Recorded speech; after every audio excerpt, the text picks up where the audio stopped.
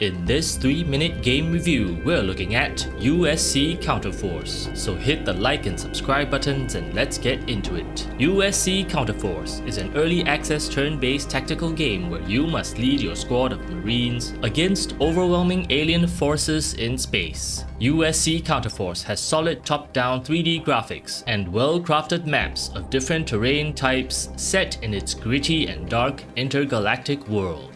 The units in the game are all fully voiced, on top of an ominous electronic soundtrack and sound effects of alien screeches and scuttling behind doors, which add on to a good sense of dread and immersion. USC Counterforce sports gameplay that is largely familiar to veterans of turn-based tactical titles like XCOM.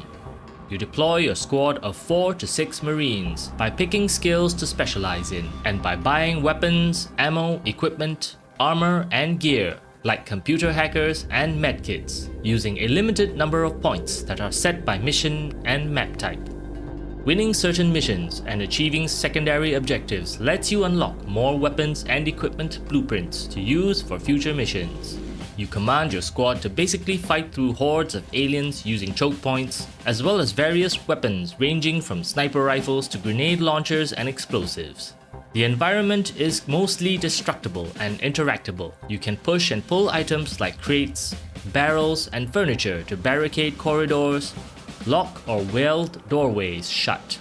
But beware that this doesn't stop the bigger aliens from bashing through the walls or through their own comrades to get to you. The basic single mission type games currently have 6 procedurally generated map types with various terrain, and each map can be played in 4 different modes: Seek and Destroy, Data Acquisition, Extraction Point, and Horde Defense, all of which are fun and unique in their own ways. Not to mention, you can tweak the game settings and difficulty to a pretty detailed degree. Aside from that, there are also operations, which are sets of fixed missions with special objectives. There is some continuity in these operations, especially in higher difficulties, so things like death and defeat could potentially ruin a good run. USC Counterforce currently has no story campaign in its early access state. Nonetheless, the gritty setting and various personalities of the Marines give some hope of what seems like a good story in the future.